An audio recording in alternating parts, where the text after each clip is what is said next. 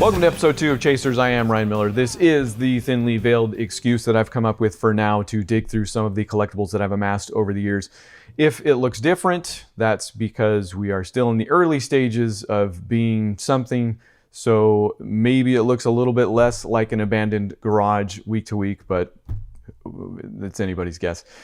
For now, if you enjoyed what we did with Marvel Universe Series 1, I can't imagine you won't enjoy what we're going to do this time for Marvel Universe Series 2. I believe I hinted at last episode that the cards themselves were a bigger success than anybody expected them to be, so it was natural that a second series would come up, and a second series that didn't deviate too much from the first. You still got 167 cards, which includes 5 holograms in there. Special projects editor at the time, Bob Budiansky, and his assistant, Tom Brevoort, are still on the job. At this point, Brevoort has fallen quite comfortably into his role as an editorial go-between with all these different departments for all these different characters and cards and stats.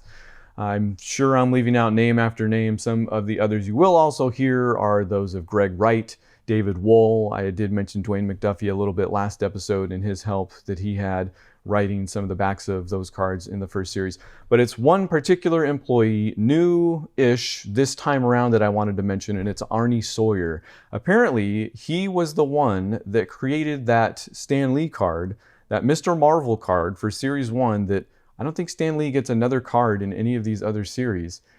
But he was the one that did that for a different publication, I guess, at the time. And I don't know if it was Budiansky or Brevoort, but they kind of headhunted him and got the rights to that artwork, made that Mr. Marvel card, and gave him a job as graphic designer for something like the next 10 sets of cards that they did. And why I think that's important is because if you think back to Series 1, graphic design isn't incorrect, but it's certainly nothing compared to what came after. Series 1 cards are functional. They've got the artwork. The focus is the artwork, so who's going to complain? But really, certainly between Series 1 and Series 2, you're going to see a huge leap, and a lot of that has to do with Arnie Sawyer. So let's get to him. In yet another very original 90s binder here. But just right off the bat, you can see how much more designed these cards are. The border isn't just plain white anymore. There's an inset border even that changes, I would guess, based on what's most complementary to the artwork. The white lines unifying some of those elements. Even the artwork is allowed to leave the frame in places. Just much more dynamic, just much more designed. I go back and forth on Series 1 and 2, but I think Series 2 always just by an inch maybe. But one of those reasons is going to be also the art, and probably because it's more my era, I can finally look at that and be like, oh, that's Eric Larson. That's obviously John Romita Jr. But also, when I can't do that, there are signatures. So this is Art Adams. You'll see right there. Ron Lim did this Shadow Cat down here.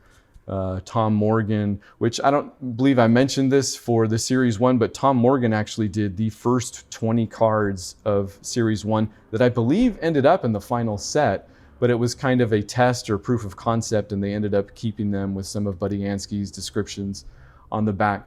So along with Morgan, you'll get some more from Bagley, and it is Bagley. I looked it up.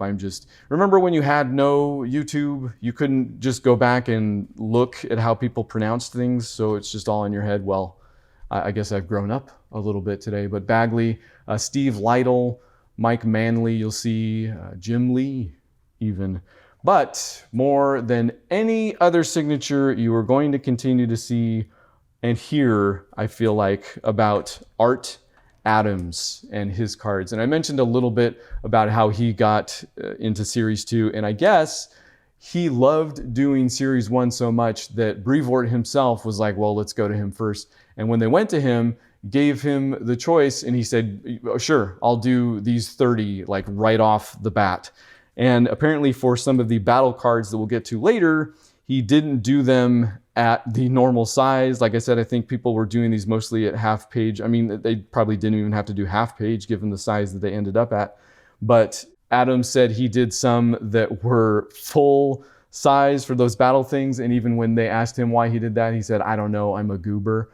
But what ended up happening is that his became some of the favorites for that reason, because when they shrunk back down to card size, they became the most detailed cards in the set, which you'll see. when we get there. As far as the back of the cards goes, the win-loss stuff was out, the stuff that Impel had come up with for Series 1 that was completely false. They just wanted something that was akin to sports cards.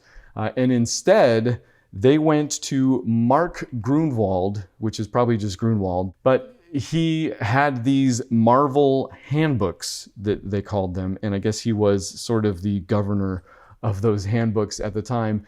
And what they had done is compile everything from height, weight, eye color of all these different superheroes. There were 27 different categories, 20 ranges between each category. So basically, Brevoort and Budiansky got down with Grunwald and tried to compress all of these into what you see on the back of the cards now. And it's, I believe, let me see. So you got 27 categories down to 6 categories and 20 ranges down to 7 ranges. So a little bit of compression there. They said that also was what had to do with some of the complaints that they would receive about why one person is almost equal to another. And he's like, we're dealing with like an infinite amount of information that we're having to compress down into these cards. So you've been through the superheroes. We got the supervillains here now too. The border changes for those. I wish I could just put all of the Art Adams cards on a page and talk about those for an entire episode probably, but I'm pretty sure those are my favorites from the bunch. Still going. Kang. He's going to be relevant, they say. Doom, Loki, Red Skull. I think one of the other things Art Adams was doing with some of his was drawing them on something he called a duotone paper, and I guess that had some of the hatching built in.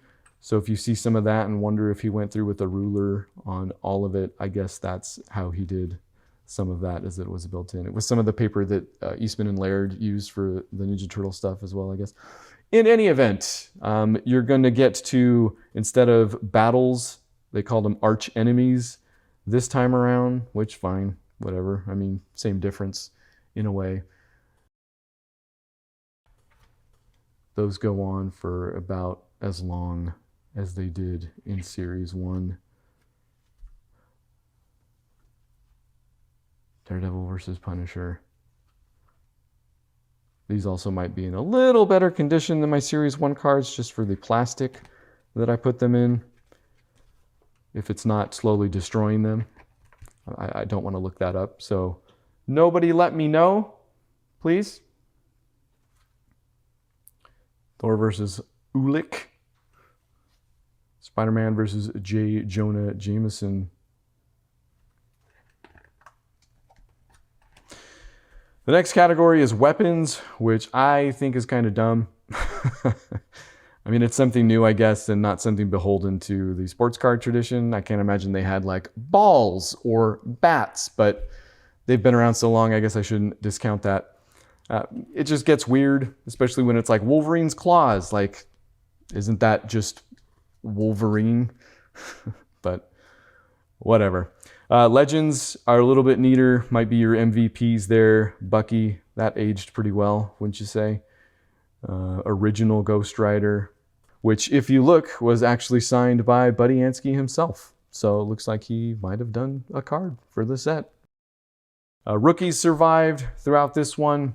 Fool Killer did not. I guess he wasn't a rookie at this point, but Rage might be his replacement. I don't believe I've ever, if since, heard of him. So, and maybe because of all that work they did breaking down that big Marvel handbook into digestible card form, you've got some cards at the end that actually break down what those different levels in the different categories mean. By the end, you'll see no holograms because I, again, at the very same spot for the same amount of money, $30, bought the entire set already collected. But I might have mentioned this thing. It belongs to me. But this is where all of my specials, all of my chasers, if you will, ended up. All of my chase cards. And for whatever reason, I mean, I guess I know the reason ultimately, but I can't remember how. I have the complete set of X-Force cards that came packed in to X-Force #1, because that was my book. That was the one I collected, but I didn't collect 5 issues of it, so I must have gone out of my way at some point to collect these. And the reason I'm including them is because if you look at the back, they very obviously, if aren't just done by Arnie Sawyer, are taken from the same cloth. But that's really all I have in the way of Marvel Universe Series 2 cards. At this point in my life, 1991, I was knee-deep into collecting comics, so that's probably why you won't hear any more stories about me buying complete sets from total strangers in dark rooms. Instead, I bought single packs from total strangers in slightly better lit sporting goods shops. So that's going to be the next episode of Chasers. We'll see you then.